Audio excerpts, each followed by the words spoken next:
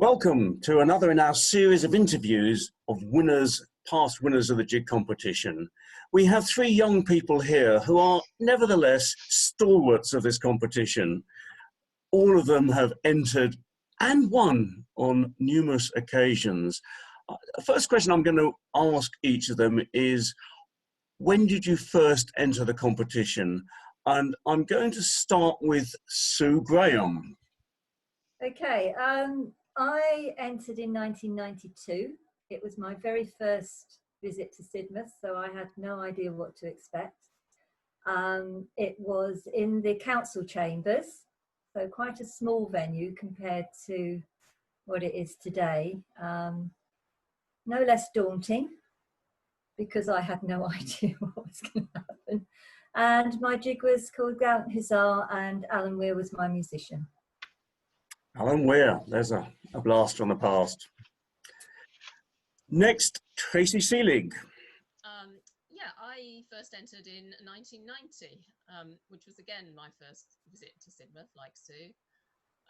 It was one of those years when Tracy was kind of trolling the Esplanade for people to join the Jig Competition, to enter the Jig Competition, and Fizz Markham was my musician. We practiced it on the Esplanade and then danced it in the competition. Again in council chambers. Excellent. And last but far from least, Maestro Jig Competition musician Mark Rogers. I first entered in 1996, but my very first performance in the Jig Competition wasn't an entry. It was actually the previous year's winner.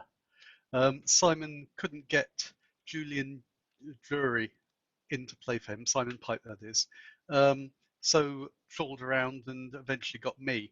But that was the same year that I also was entering with Adrian Williams. We weren't planning to win, but we were hoping to win the Audience Appeal Prize, which is why we did pass around a bucket marked Audience Appeal. We didn't win. A joke that I think hasn't been repeated, probably because you didn't win with it. Okay. Excellent. What brings these three people together for this interview particularly is that Sue and Tracy were the first doubles female winners. And to put that into some context, when the competition started, there was quite a strong majority of male dancers, male musicians, male judges.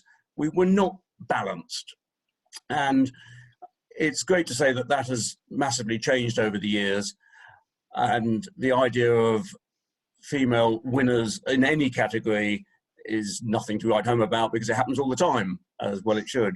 But there's a first for all of these things. And the first doubles winners, female double winners, here was back in 2002? Yes. Yeah, 2002. So a mere 18 years ago. Yeah. What jig were you dancing? We danced Old Molly Oxford. The dance is choreographed by Simon Pipe. And that year, the outside capering crew were booked to dance at Ashley Hutchins' grandson of Morris On. So that was why the crew was down in Sidmouth. And Tracy and I kind of decided quite late on that we would like to enter as a double jig, and Mark played for us, and we did really well. That was. It felt like a performance, the first performance of it, like a rehearsal in public. I mean, that's an awful thing to say about the Jig Competition, but I think we were very nervous about Grandson of Morris On, well, I was, and it was kind of nice to do it beforehand. Yeah. But of course, I was very nervous for the Jig Competition as well. Yeah. Mm. And Mark, what was it like playing for these two? Like a normal day at the office, I guess? Pretty much. Yeah, Sue and Tracy were such lovely dancers. I know exactly how they're going to dance, so it's easy for me to play for them. It's the experience of playing together. For that particular competition, it was a bit nerve-wracking because I was also playing for another couple in the jig competition, which was Ian Campbell and Kirsty Mayer from Hammersmith and Stroud, who had practiced and practiced this beautiful jig. And I thought, oh, bound to win. And then, of course, Sue and Tracy come in, with me playing, and well, Ian and Kirsty came second. And must have been very close, but the crew dance was just very nicely done. Nothing particularly fancy about it. It just looks so good. It wasn't perfect. I remember Sally Waring was judging that year, and I remember her saying that she knew I'd made a mistake by the look on my face, but she didn't see it, fortunately. Yeah, I enjoyed playing that one. The capering crew, the outside capering crew, are a specialist jig team. So was dancing double jig something that the two of you did very regularly? Yes, yeah, we started dancing with the outside capering crew we started practicing in 1998, and the first year that we were dancing with them was a bit of a whirlwind too, because we had to learn a lot of double jigs, and also the backer pipes, that sort of thing. And we danced at Chippenham, and then to have a folk festival, a week-long folk festival to dance at in 2001. It was like a baptism of fire, really. But because there's only 4 dancers, you get to know each other's dancing really, really well, and you get to trust your musicians really well. So it is a pleasure to dance with such a tight group of dancers and musicians. And we did at the time dance as pairs. Simon and Brian danced together, and Sue and I danced together. So yeah, we did a lot of dancing together. A lot of paired jigs with some great musicians. Okay, I would point out at this stage to people who may not be quite as familiar with the competition as others that Mark mentioned that he played for the winning jig and the second place jig in that competition, and we haven't got an exact record, but he's played for the winning jig in various categories for at least 8 occasions, which I think makes him the most prolific winner. He did mention before. Tart? Tart, that's what I'm looking for. Yes, always Tart. He did say that he thought about putting all of his winning certificates and trophies and tankards up behind him, but thought that would be a bit naff. And I agree. And well, I know I'd actually need a much bigger wall. But those victories don't happen by chance. Lots of practice and just a superb musician for dancing. Can you remember back to that competition in 2002 from all the other ones that between you've done, and what the atmosphere was like? I remember being extremely nervous. It was in the Manor Pavilion, so the atmosphere there was quite difficult. All you could see on stage with the lights. You couldn't really see or hear or feel the audience. Quite unnatural, really, for Morris dancing, I felt. Mm. And I quite like being on the stage with lights because it cuts away the audience, and the jig competition audience is so special because they're all or mostly people that you know, or at least if you don't know them, you know that they know a lot about Morris. So if you make a slightest slip up, they're going to spot it. So having the lights there, you can't really see them. I think, yes, I agree. In those early days at the Manor Pavilion, it was very difficult to see your audience. I loved the dance Old Molly Oxford that Simon choreographed because it was danced in the round very effectively. But what was so nice about it was you could get a lot of eye contact with Tracy. So you felt you had the support from your other dancer that you were dancing with. And also it did work well on the stage because at any one time one of the dancers was facing out towards the audience. So although you couldn't actually see them, you felt that you had that engagement with your audience as well. So the atmosphere between the dancers, I think, is lovely. And having the double jig, I think, double jig competition was great to be part of.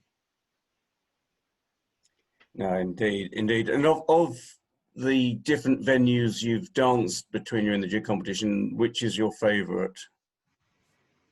Blackmore Gardens, Marquee, definitely. For me,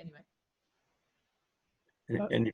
As I say, I like stages, but for capacity and getting the audience in, it's got to be Blackmore Gardens. I never performed up at the council chamber. And to be honest, while we tried to watch the Jig Competition there, quite often we were trying to stare in through the windows from outside because it was so small a space. Yeah. I liked the council chamber. I mean, because you're on the same level as the audience, but yeah, there just wasn't the capacity up there, was there?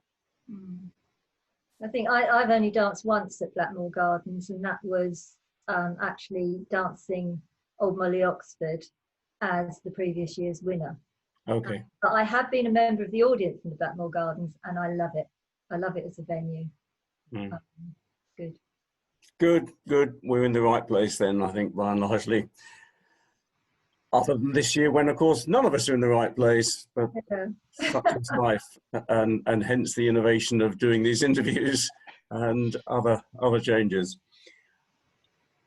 This next question is a question I've asked everybody, and it will have different weight with different individuals, but with the three of you, it may have a different slant. So the question is, what, if any, influence has the Jig Competition had on your dancing? What, shall I go first? Yeah. Absolutely none. My dancing, if anything, has got worse since I've been doing the Jig Competition. But then, luckily, I'm not entering it as a dancer.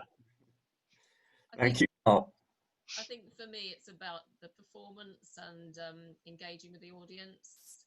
I was saying to Sue earlier, I remember those first couple of years in the council chambers when I first entered, being absolutely terrified, having to have a musician in front of me so I couldn't see the audience, just so I could get through it.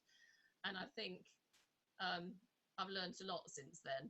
And it's about, now in Blackmore Gardens, it's about thinking about the audience, what they can see, where you're going to place yourself, where you're going to place your musicians. So yeah, and actually looking and engaging with the audience, eye to eye. So I think that's probably what whether it's the Jig Competition or whether it's just getting older and more mature or dancing with the crew, I'm not quite sure, but yeah, that's definitely improved for me. Excellent. I think dancing with the crew has got a lot to do with finding your confidence, because when Brian and Simon asked us to join them in 98.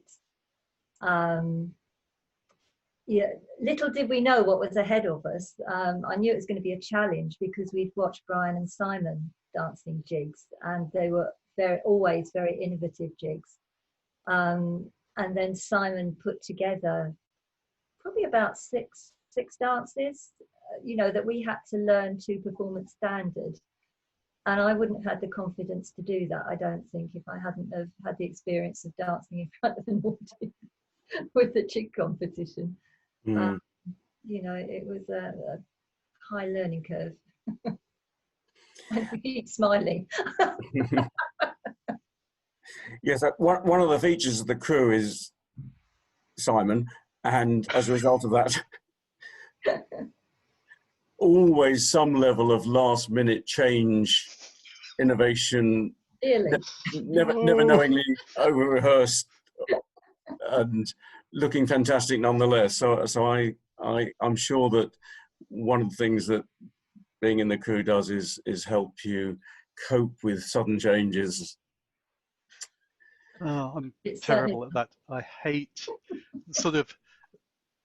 if we're sort of in a performance in 10 minutes time And Simon says, "Oh, can we just go outside because I want to change it slightly?" "No, I just want to be standing in the wings, ready and composing myself. I don't like last minute changes." It's not just the crew, by the way. There are plenty of Morris and Molly teams that are prone to do those things at times. And there are plenty of people in all of those teams who don't like it and others who love it. So it's true all over. The competition has been running for a long time now, since 1988, and there have been a lot of changes in jig dancing. And of course, the crew are at the forefront of much of that, or certainly some of it.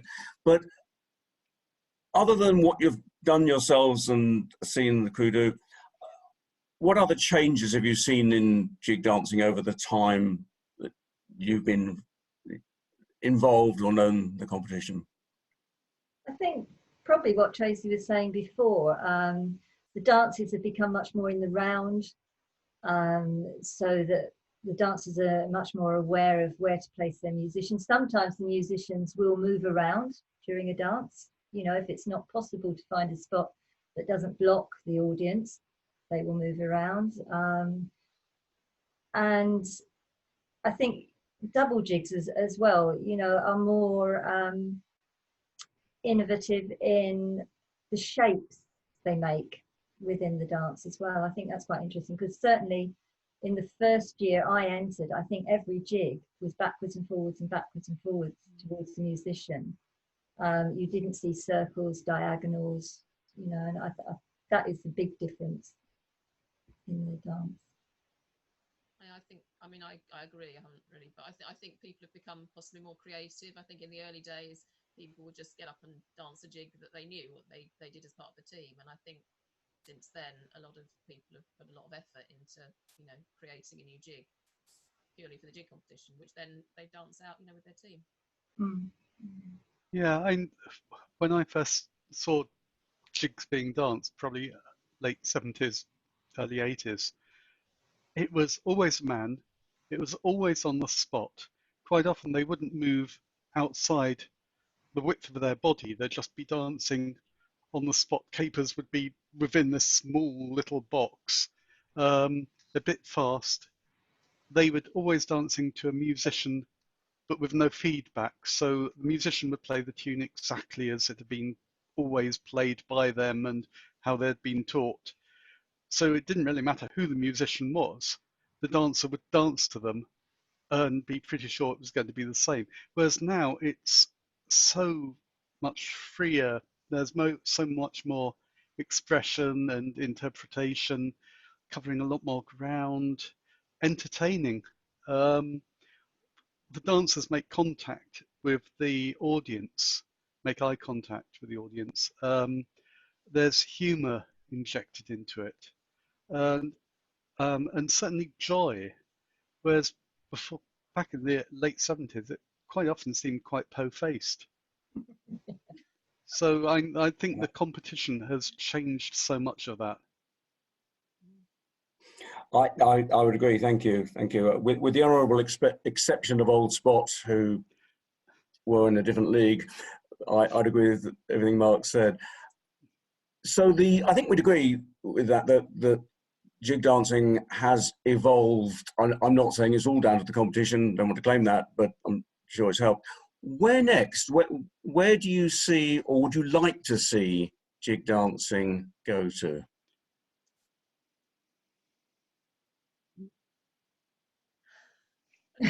Silence.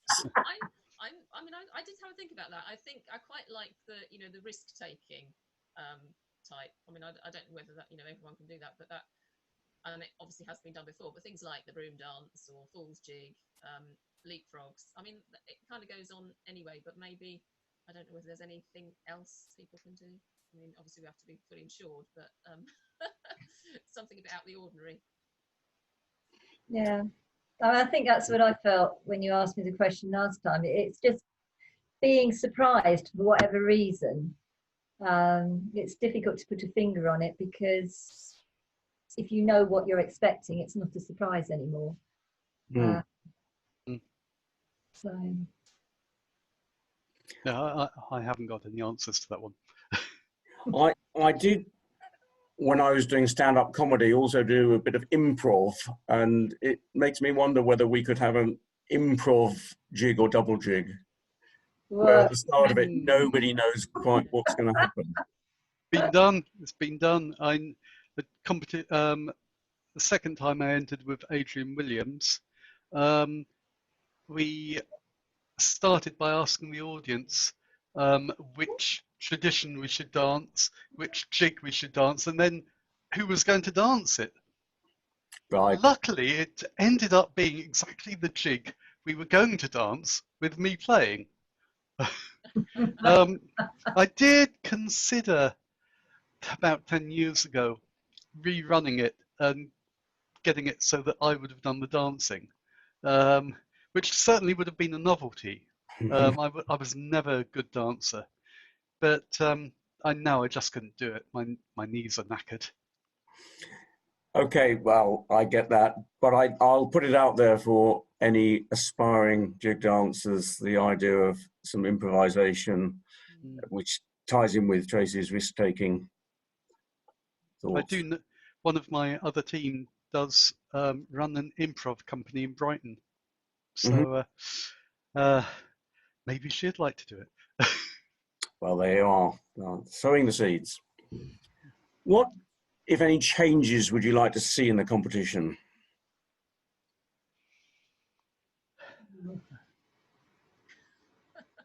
We love it. Yes, Chris.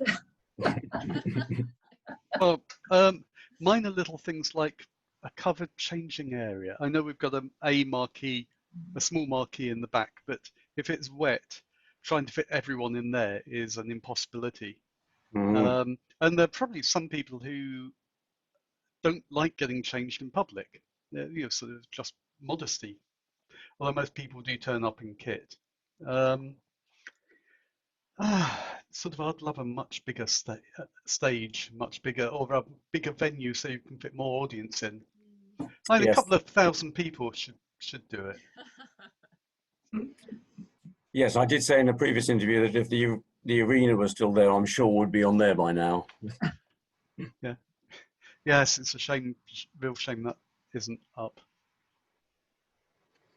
And any other thoughts? I don't know, as far as the arena, just taking on the arena, I think it's too big a venue.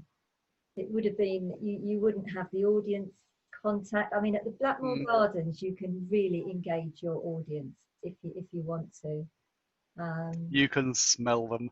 Well, that's well, not smelling them, but it's really special if you can catch somebody's eye with a smile. I like that. Good. You have between you many jig competition memories. So is there anything we haven't covered already from any of the competitions you've entered or watched, your best jig competition memory? Anybody got anything they want to throw in? Well, the first year I entered, I managed to sneak into the back after I'd performed to watch Jameson and Jane Beresford Smith do his Emperor's New Clothes. Oh, that was hilarious but so beautifully done. And of course he won. So and that is my #1 outstanding memory from the jig competition. That was actually down on my list as well. Jane, well, I called it the fopping dance, but yeah, that was I did like Dave Brassington and Trevor Cook's Led Zeppelin. Yes. Zeppelin dance and Shiggy's backward dance. Oh yeah, I'd forgotten that. Those were good. I mean, I have to say, on a sort of slightly more personal note, one of the things I do love about Chris comparing the competition is that you are nervous. You are definitely nervous, and if you're backstage or out in the garden, having Chris introduce you, I think, is quite comforting because you manage to put us at our ease. And also, if you think the dancers can take it, you do have a little bit of a dig sometimes, and that's not only entertaining, but I think it's sort of just sets the scene for your jig, you know. So thank you for that, Chris. Well, thank you. I'll try and continue in that vein. I never know beforehand what's going to come out. That's reassuring. Usually all good. Yes. Yeah. Excellent. And a last question, any other jig-related anecdotes, infos, thoughts, anything you'd like to say that is appropriate, but you haven't?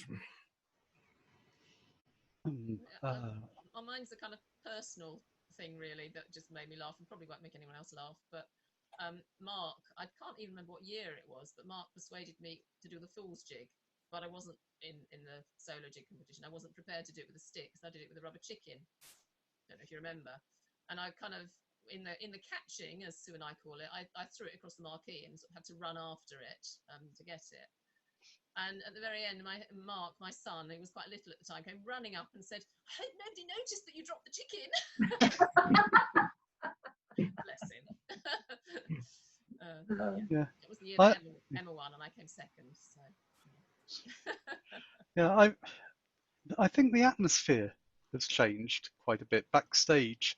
The Manor Pavilion, it was such a small backstage area. The dressing rooms were absolutely packed with all the costumes and props from the rep company who are normally in the Manor Pavilion, apart from during Folk Week. And so you could barely fit anyone in there, certainly no friends or relatives or hangers-on. Whereas in Blackmore Gardens, it's much larger.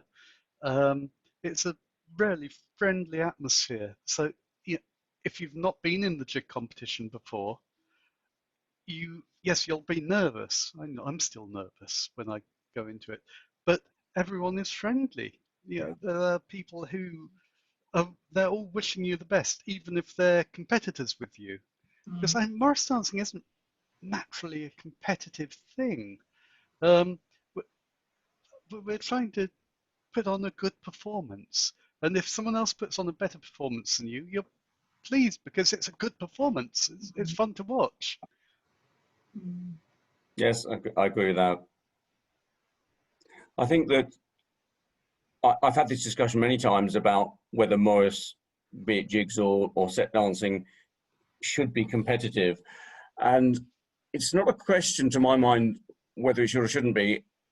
I think the important thing is that when you enter a competition in whatever area you're performing in, it raises your standard. It lifts the standard because you just the wanting to win. I don't think Morris should be competitive overall, but a Morris competition just helps raise standards, and that's very, very clear with the jig competition over the years. But as Mark says, it's a celebration of dancing, and everybody is wanting it to be a great occasion and a great performance, almost more than, I don't know about more than wanting to win, but in many cases that's true. In some cases winning is the number one thing, but it's, as you say, people are supportive. I think, yeah, that's absolutely true, because since the competition began, I think standard is going up and up and up. So if you get placed anywhere in the competition, it's a real compliment, I think, to the technical abilities of the dancers and musician, but also to the success that we've had in entertaining the audience. And I think that's, the jig competition has done that. And this year's, or last year's winners, Toby and John Melville, had that been back in the 70s, he probably would have been dancing on the spot and fairly stiffly. And it was such a spectacular jig. It was lovely. I really enjoyed it. And that shows how things have changed over the years. Yeah.